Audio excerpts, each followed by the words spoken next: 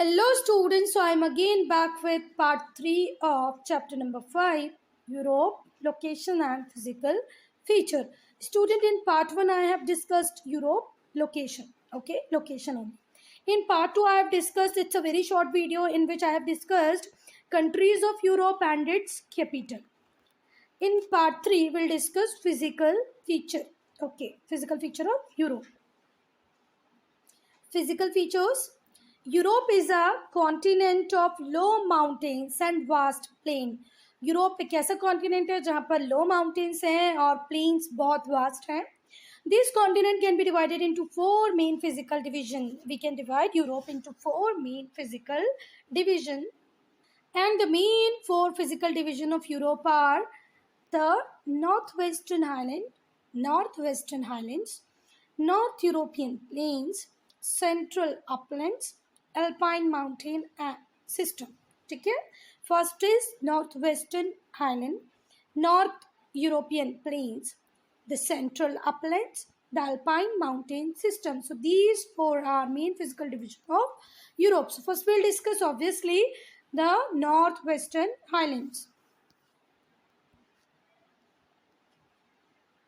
The Northwestern Highlands, also called Scandinavia.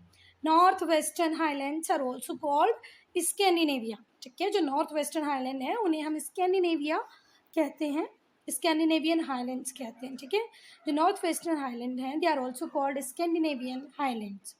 Extend from Finland through Sweden, Norway and British Isles up to Iceland.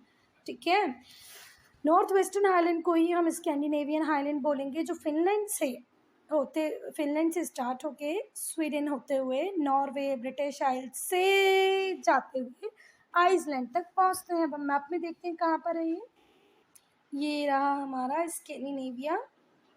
ठीक है, ये रहा Scandinavia. यहाँ से होते हुए ब्रिटिश आइल्स होते हुए कहाँ तक, आइलैंड तक. ठीक है, its northern part is called Fennoscandian Shield. These highlands are among the oldest mountain in Europe. Europe के oldest mountain में ये highland count होते हैं.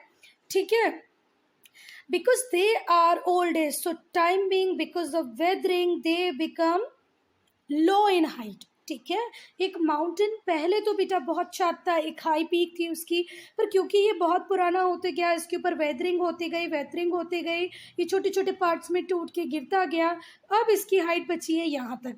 तो इसीलिए हम बोल रहे हैं कि हाइट में कैसे होते हैं, लो, कम होते हैं. ठीक है, फेनोस्केनियन शील्ड में जितने भी आपको माउंटेन रेंजेस मिलेंगे इनकी हाइट हमेशा लो ही होगी. क्यों? Because they are very old mountains.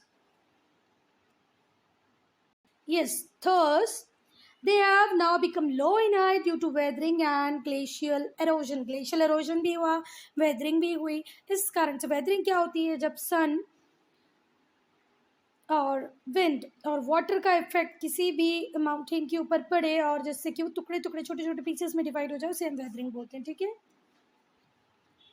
the northwestern highlands are located very close to coast and form steep slope along the Atlantic Ocean.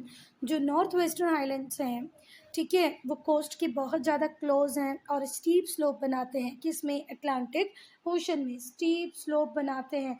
ये होता है एक जेंटल स्लोप, ये होता है स्टीप स्लोप, खड़ा वाला जो स्लोप है, स्टीप स्लोप बनाते हैं अटलांटिक ओशन में. The coast line is highly rugged and indented. अब देखो हमारे इंडिया की अगर हम कोस्ट लाइन की बात करें, वो पार्ट जो वाटर ओशन से टच करता है कितना स्मूथ है. ठीक है, यहाँ पर थोड़ा सा ऐसे जाएगा फिर ये हो जाएगा. ठीक है, पर आप यूरोप की कोस्ट लाइन को देखोगे हाईली इंडेंचर्ड है, ऐसे फिर ऐसे, मतलब है ना इंडेंचर्ड, कटी फटी. So the coastline is highly rugged and indented. At many places in coastal area, fjords are found. बहुत सारी जगहों में कोस्टल एरियाज में आपको क्या मिलेंगे, fjords मिल जाएंगे. क्या मिल जाएंगे बच्चों? सो स्टूडेंट्स, ये जो वर्ड है fjords, ये कुछ नया वर्ड है. इसका मीनिंग क्या होता है? इसका मीनिंग होता है it's a long deep narrow body of water. It's a long deep narrow body of water that reaches far inland, एक लॉन्ग डीप नैरो बॉडी है जो फार इनलैंड तक कनेक्ट कर पा रही है। ठीक है, बेसिकली यू शेप वैली होती है। कैसी वैली होती है? U shape. अब देखो वी शेप वैली मतलब जहाँ पर जेंटल स्लोप है, ये यू शेप वैलीज होती हैं। क्या होती हैं? U shape valleys. ठीक है, मैंने आपको बताया है कि जब अगर आप माउंटेन से नीचे की तरफ आते हैं आपको जेंटल स्लोप मिलता है, नो प्रॉब्लम, आप इजीली चढ़ उतर सकते हैं। पर जब आपको स्टीप स्लोप मिलता है तो आपको उसको चढ़ने में उतरने में दोनों ही में प्रॉब्लम होगी। ठीक है, बहुत ज़्यादा वो है ना, स्टीप है, जेंटल नहीं है। मैं कहाँ ही आपको बता रही हूँ डायग्राम, देखो बुक में कितना सुंदर डायग्राम है। ये देखो, ये आपको दिख रहा है कि ये जेंटल स्लोप है। अगर आप यहाँ से नीचे उतरना चाहें तो क्या उतर सकते हैं? No, not possible at all. ठीक है, इसको हम बोलते हैं बेटा स्टीप स्लोप। ठीक है, तो ये जो वाटर बॉडी होगी ये अंदर फार इनलैंड तक जाएगी और बीच में क्या होंगे? Steep slope. तो इसीलिए हम बोलते हैं यू शेप वैली बनाती है। क्या बनाती है? U shape. वी तो है ही नहीं ना, वी इसमें है ही नहीं, जेंटल स्लोप है ही नहीं। आई होप इस डायग्राम को देख के तो मैं क्या कहना चाह रही हूँ आपको समझ में आया होगा। The North European plains, the North European plains are vast area of low, flat and gently rolling plains. Gently rolling plains हैं, बहुत बड़े एरिया को कवर करते हैं। ठीक है, कभी कभी, सेल्डम का मतलब होता है मुश्किल ही, बहुत कभी कभार ही इनकी जो हाइट है वो 300 मीटर से, मीन सी लेवल से 300 मीटर ऊपर जाएगी, अदरवाइज उससे नीचे ही आपको हाइट मिलेगी। They seldom rise more than 300 metre above mean sea level. ठीक है, तो अगर कैरेक्टरिस्टिक्स में पूछेगी नॉर्थ यूरोपियन प्लेन का तो क्या है? Vast area of low, flat, gently rolling plain. North European plains are vast area of low, flat, gently rolling plain. They seldom rise more than 300 meter above the mean sea level. The North European plain lie toward the south of Northwestern Highland. Northwestern Highland के south में मिलेगा आपको क्या? North European plains. ये Ural mountain east में start होते हैं Ural mountain पे और वेस्ट में ख़त्म होते हैं अटलांटिक ओशन कोस्ट में। वेस्ट में जो अटलांटिक ओशन की कोस्ट है वहाँ पर ख़त्म होंगे और स्टार्टिंग होगी इनकी यूराल माउंटेन ईस्ट में। ठीक है, हम देखिए कहाँ से कहाँ तक। ये स्टूडेंट्स तो ये रहे हमारे नॉर्थ यूरोपियन प्लेन जो स्टार्ट होते हैं यूराल माउंटेन से, ईस्ट में स्टार्ट हो रहे हैं यूराल माउंटेन से और यहाँ पर एंड हो रहे हैं अटलांटिक ओशन। ये पूरा पार्ट, ये तो इंग्लिश चैनल है जो इंग्लैंड और यूरोप के बीच में, इंग्लैंड और रेस्ट ऑफ द यूरोप के बीच में अगर यहाँ पर मिल रहा है तो ये इंग्लिश चैनल है। ठीक है, तो ये अटलांटिक ओशन है बेटा, तो अटलांटिक ओशन में मिल रही है जाके, कहाँ पर मिल रहा है? अटलांटिक ओशन में। ठीक है, कहाँ से कहाँ तक? यूराल माउंटेन से स्टार्ट हो रहा है ईस्ट में और वेस्ट में ख़त्म हो रहा है अटलांटिक ओशन में। ठीक, कोई बात? North European plains. अब इनके अगर हम वेस्टवर्ड एक्सटेंशन की बात करें कि भाई इस ईस्ट में तो यूराल माउंटेन से स्टार्ट होके वेस्ट में ख़त्म हो रहे हैं अटलांटिक ओशन पे। ठीक है, अब वेस्टवर्ड अगर हम इनके एक्सटेंशन की बात करें, ये ईस्ट है और ये वेस्ट है। ठीक है, वेस्ट में किस पे ख़त्म हो रहा है? Atlantic. The westward extension is in British Isles. हम लोगों ने दिखाया, अभी मैंने आपको डायग्राम में दिखाया ना, यहाँ इंग्लैंड चालू हो जा रहा है और यहाँ पर एक छोटा सा मैंने ऐसे डायग्राम बनाया था, बोला था इंग्लिश चैनल है, तो यहाँ तक है ना। These plains are broad in eastern part में ये broad है, in Russia and narrow down towards the west, Russia वाले पार्ट में ये broad है, बहुत ज़्यादा इनकी width है। और जैसे जैसे जैसे ये यूराल माउंटेन से अटलांटिक की तरफ आते हैं, ब्रिटिश आइल्स की तरफ आते हैं, इनकी ब्रॉडनेस कम होते जाती है। ठीक है,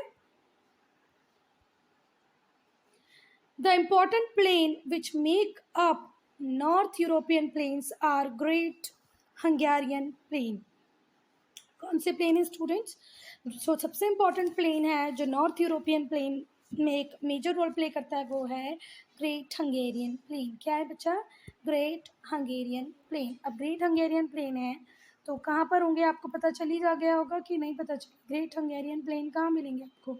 हंगरी में। ग्रेट हंगेरियन प्लेन कहाँ मिलेंगे?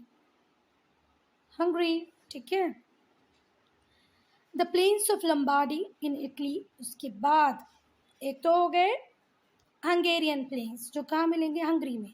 प्लेन्स ऑफ लंबार्डी ये कहाँ मिलेगा, इटली में।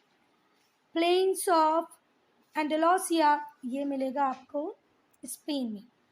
तो स्टूडेंट यहाँ पर 3 प्लेन्स बताए हैं जो इम्पोर्टेंट हैं, जो मिल के प्लेन्स बनाते हैं। कौन से प्लेन बनाते हैं स्टूडेंट, नॉर्थ यूरोपियन प्लेन। उनमें पहला है हंगेरियन प्लेन, दूसरा है plains of Lombardy. Plains of Lombardy है इटली में, हंगेरियन प्लेन है हंगरी में। प्लेन्स ऑफ एंडलोसिया है स्पेन में, एंडलोसिया स्पेन। कुछ प्लेसेस पे जो हील्स हैं वो इरोड हो गई हैं, ठीक है। At some places hills have been eroded into basins like Paris basin जो कहाँ मिलेगा आपको, फ्रांस में, ठीक है। कुछ हील्स कम्प्लीटली इरोड हो गई, मतलब ऐसे छोटे छोटे हील्स होंगी, पर टाइम बिंग इनके ऊपर वेदरिंग हुई, अदर एजेंट्स ने काम हुआ, तो अब ये बेसिन का रूप ले लिया। मतलब ये इनके जो टॉप ऑफ हाइट बिल्कुल ख़त्म हो गई है, ये बेसिन बन गई हैं, जिसमें कि एक है Paris basin of France. The North European plain is drained by a large number of navigable river। जो नॉर्थ यूरोपियन प्लेन्स हैं उसको ड्रेन करती हैं बहुत सारी नेविगेबल एरर, जैसे कि राइन, शीन, डॉन, वोल्गा, दनूब और नीपर, ठीक है। तो कौन कौन सी रिवर है एक बार फिर से पढ़ेंगे हम, राइन, शेन, डॉन, वोल्गा, दनूब, नीपर, ठीक है। फिर से बहुत सारी नेविगेबल रिवर हैं, ठीक है, जो नॉर्थ यूरोपियन प्लेन को ड्रेन करती हैं, नॉर्थ यूरोपियन प्लेन से जाती हैं। वो हैं राइन, शीन, डॉन, वोल्गा, डनूब, नीपर, ठीक है। Now the central upland. अब सेंट्रल अपलैंड में क्या आगा बच्चा, सेंट्रल अपलैंड बेल्ट है जिसमें बहुत सारे माउंटेन्स हैं, हिल्स एंड प्लेट्यू हैं। सेंट्रल अपलैंड, अपलैंड मतलब अब ऊपर की तरफ ही बात करें तो यहाँ पर बहुत सारे माउंटेन हैं, हिल्स हैं, प्लेट्यूज हैं। They lie between north European plains and Alpine mountain system. Alpine mountain system से नॉर्थ यूरोप तक कौन है, सेंट्रल अपलैंड्स हैं, ठीक है।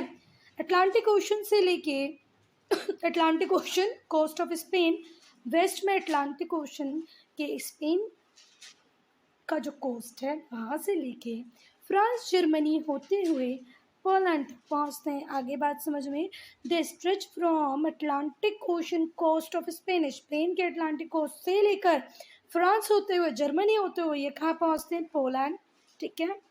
These uplands are not very high. Uplands बहुत ज़्यादा हाई नहीं है, ठीक है। इनकी जो हाइट है वो 1600 मीटर से ज़्यादा नहीं है, मीन सी लेवल से 1600 मीटर्स तक की इनकी हाइट है। फिर से हम लोग देखेंगे। पहली बात तो सेंट्रल अपलैंड क्या, एक पूरा बेल्ट है जिसमें हिल्स हैं, प्लेट्यूज हैं, माउंटेन्स हैं। कहाँ से कहाँ तक है, नॉर्थ यूरोपियन प्लेन से लेके अल्पाइन माउंटेन तक है। शुरुआत होता है स्पेन के कोस्ट से, फ्रांस, जर्मनी और फिर पहुँचता है पोलैंड तक। इनकी हाइट ज़्यादा नहीं है, 1600 मीटर तक ही है। The main upland which make up central upland are Meseta in Spain, ठीक है, स्पेन के Meseta in Spain, Meseta Spain, Massif Central and Vosges in France। एक बार फिर से सुनो, जो मेन अपलैंड है जो सेंट्रल अपलैंड को बनाते हैं उसमें से एक है मेसेटा जो कहाँ से, स्पेन से, मासिफ और वोस्गस कहाँ से, फ्रांस। ब्लैक फॉरेस्ट जर्मनी से, ब्लैक फॉरेस्ट कहाँ पर है, Germany, black Forest Germany, yes. तो ब्लैक फॉरेस्ट कहाँ पर है स्टूडेंट्स, जर्मनी में। अरेन, ठीक है, आर्डेन, आर्डेन, आर्डेन कहाँ पर मिलेगा आपको, बेल्जियम में, ठीक है। फिर से हम देखेंगे, मेसेटा स्पेन, मासिफ एंड वोस्गस France, Black Forest Germany, Ardennes Belgium. इसके अलावा कुछ लो अपलैंड भी हैं जैसे प्लेट्यू ऑफ बोहेमिया, ठीक है, जो कहाँ पर है, चेक रिपब्लिक एंड स्लोवाकिया। 2 कंट्रीज चेक रिपब्लिक, स्लोवाकिया में मिलेगा आपको प्लेट्यू ऑफ बोहेमिया, ठीक। कोई बात, The Ural mountain on the eastern part of European Russia are also the part of this system। Ural mountain भी इसी सिस्टम का पार्ट है। The Rhine and Rhone rivers flow through this region, और इस reason से राइन और रोन flow करती हैं। यूरल माउंटेन भी सेंट्रल अपलैंड्स का ही पार्ट है, ठीक है, जहाँ से राइन रोन रिवर फ्लो करती हैं। Alpine mountain system, the Alpine mountain system. So students, before starting this paragraph, I want to show you Alpine mountain system on map.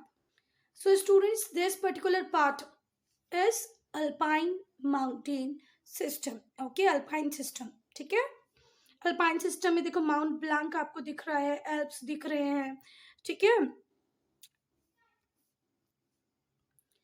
These mountain ranges run parallel to one another. ये जो mountain ranges हैं ये एक दूसरे के parallel run कर रही हैं. These mountains have high peak. सारे माउंटेन्स की पीक बहुत ज़्यादा हाई है.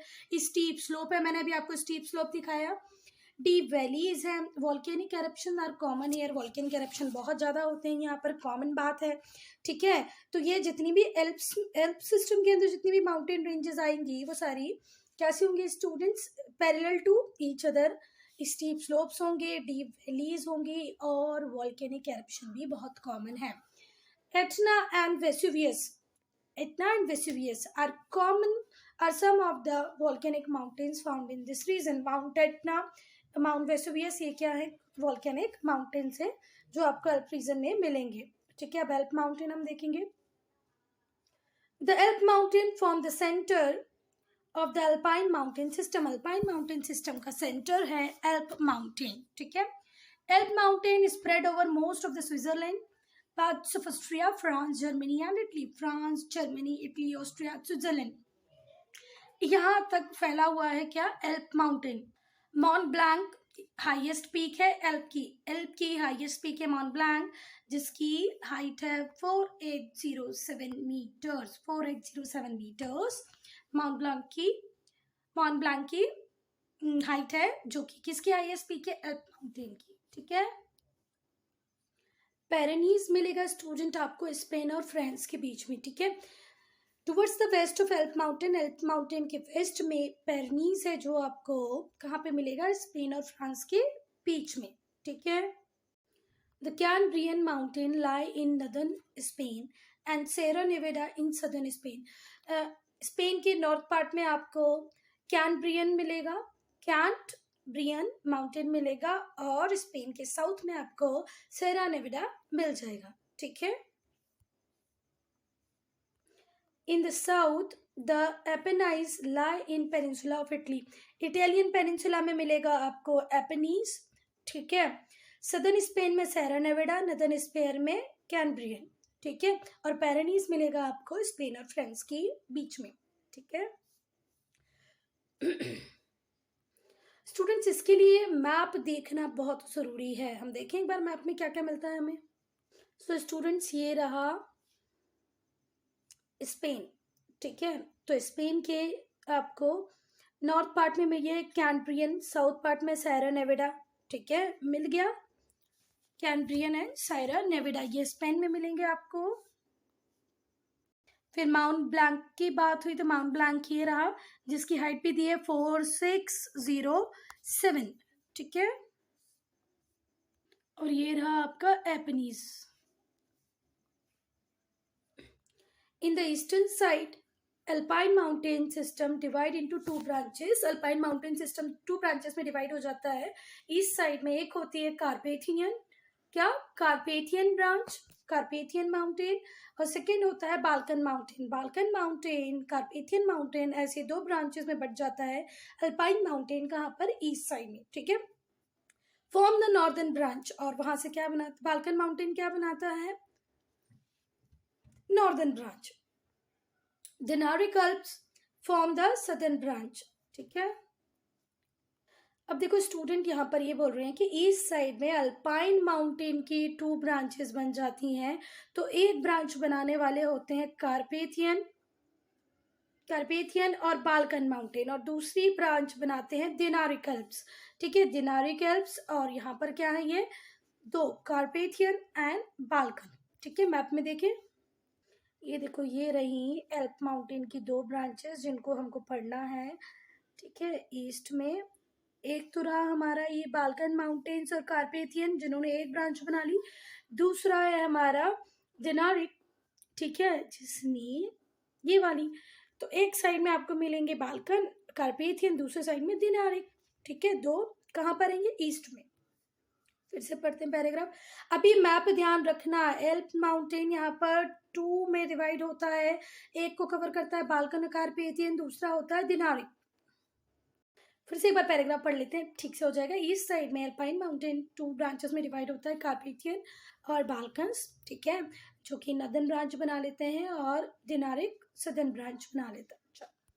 Caucasus Mountain between the Black Sea and Caspian Sea. काउकासस आपको कहाँ पर मिलेगा? ब्लैक सी और कैस्पियन सी के बीच में, ठीक है। काउकासस माउंटेन आपको मिलेगा ब्लैक सी और कैस्पियन सी के बीच में, ठीक है। Located on the eastern side of alpine mountain, और अल्पाइन माउंटेन से हम देखें तो अल्पाइन माउंटेन के ईस्ट में है, पर 2 सीज के बीच में है, ब्लैक सी और कैस्पियन सी के बीच में है, ठीक है।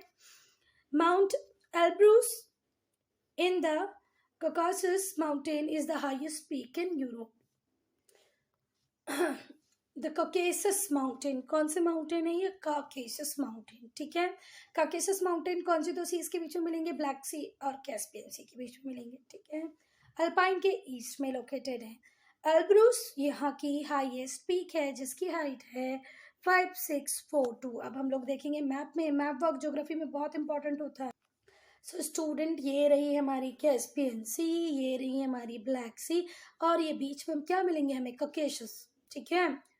ये थोड़ा प्रोनाउंसिएशन इसका गड़बड़ है, एक बार गूगल पे देख लेना, ठीक है। मैं गूगल पे देखने के बाद भी ठीक से बोल नहीं पा रही हूँ।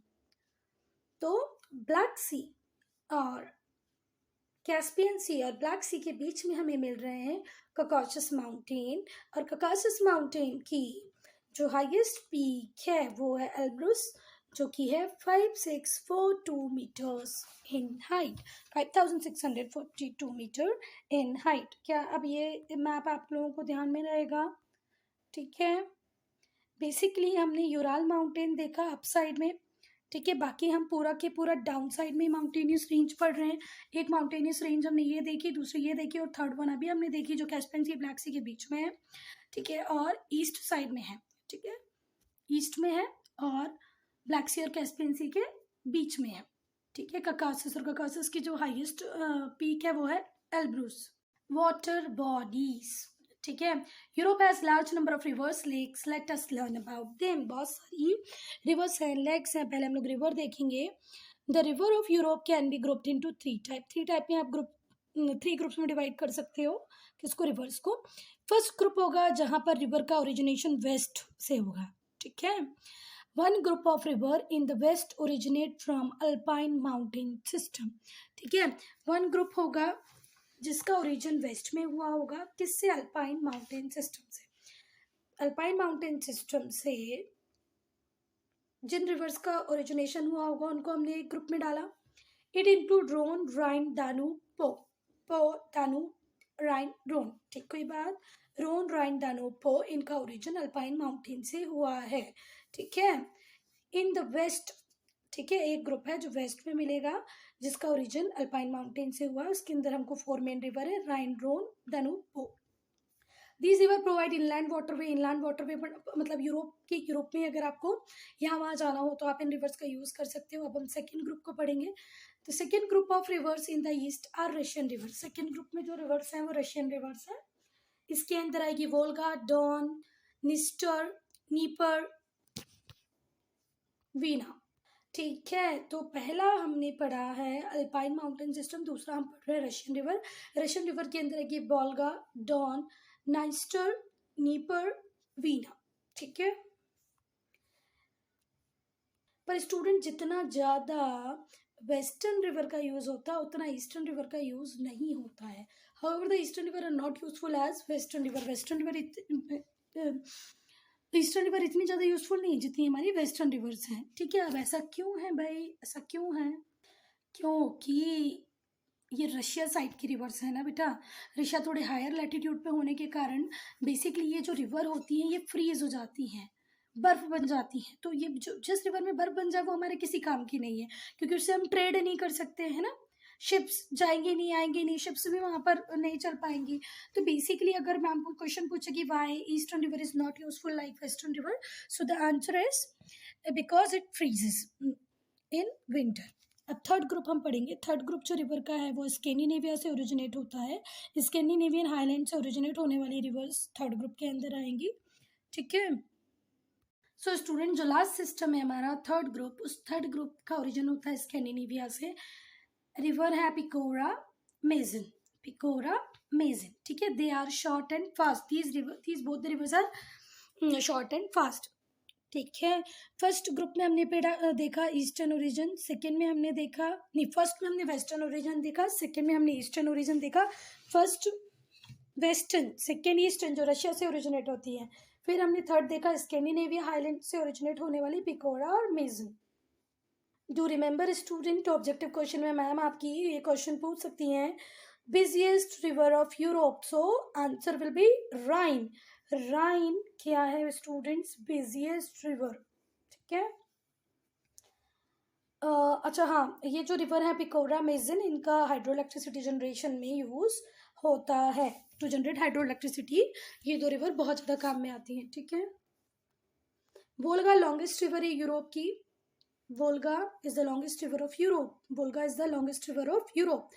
The longest river of the world is Nile and the longest river of India is Ganga. ठीक है, तो वोल्गा यूरोप की सबसे बड़ी रिवर है। It flow through Russia and drain into Caspian Sea. Russia से फ्लो होती हुई कहाँ मिल जाती है? कैस्पियन सी में मिल जाती है। दानूब सेकेंड लॉन्गेस्ट रिवर है यूरोप की। ये ईस्ट फ्लोइंग रिवर है, only east flowing river, only east flowing river is Danube, ठीक है। वोल्गा लार्जेस्ट रिवर है, रशिया से ओरिजिनेट होकर कैस्पियन सी में मिलती है। दानूब सेकेंड लॉन्गेस्ट रिवर है, ये ओनली ईस्ट फ्लोइंग रिवर है। कहाँ की? कहाँ की? यूरोप की। राइन बिजिएस्ट है, अभी मैंने दिखाया आपको, राइन बिजिएस्ट रिवर है यूरोप की। ये एल्प से ओरिजिनेट होके रिफ्ट वैली बनाती हुई किस किस के बीच में? ब्लैक फॉरेस्ट और वोस्गस, ब्लैक फॉरेस्ट माउंटेन और वोस्गस माउंटेन के बीच में एक अच्छी रिफ्ट वैली बनाने का काम करती है। कौन सी? राइन रिवर। और ओरिजिन कहाँ से होता है? एल्प से। तो राइन के लिए आप तीन बातें याद रखेंगे कि बिजिएस्ट है यूरोप की, ओरिजिन एल्पाइन से होता है और ब्लैक फॉरेस्ट और वोस्गस के बीच में रिफ्ट वैली बनाती है। रोन साउथ फ्लोइंग रिवर है फ्रांस की, ठीक है। South it drains into Mediterranean sea, और कहाँ ड्रेन करती है? मेडिटेरेनियन सी में। रोन फ्रांस की है, ड्रेन करती है मेडिटेरेनियन में।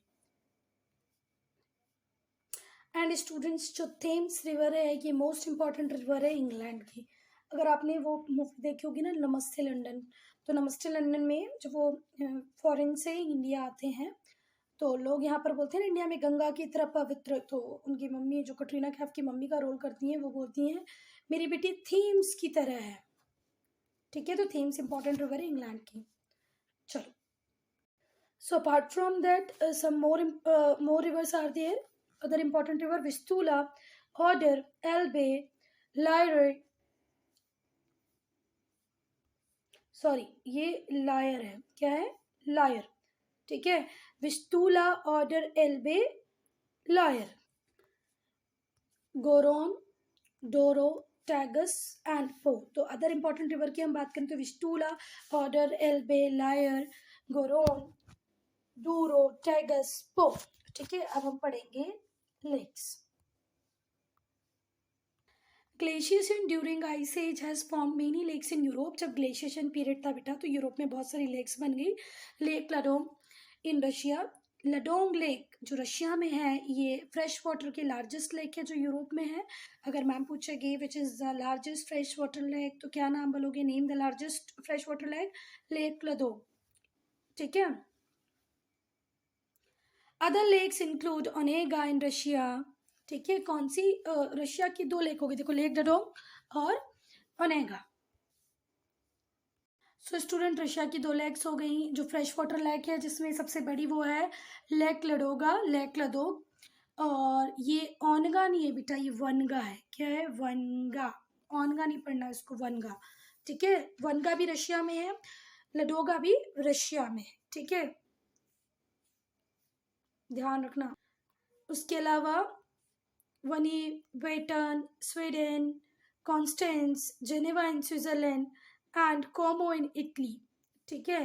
ये भी लेक्स के ही नाम है, वन, Vattern, Sweden, Constance Geneva in Switzerland and Como in Italy. ये सारी क्या जेनेवा में है? वान वेटर्न स्वीडन, कॉन्स्टेंस जेनेवा, ये सब कहाँ पर है? स्विट्ज़रलैंड के लेक्स के नाम है, ठीक है। कोमो कहाँ पर है? इटली में। ध्यान रखना, रशिया की दो पढ़ी हमने, लडोग और वनगा। फिर हमने वान Vattern Sweden, Constance Geneva Switzerland की है, कोमो इटली की है। Finland alone has more than 5000 lake, अकेले फिनलैंड में ही 5000 से ज़्यादा लेक है। Thus it is popularly called land of thousand lakes. So student, I'm ending this video here only. If you have any doubt, any problem, to write in comment section.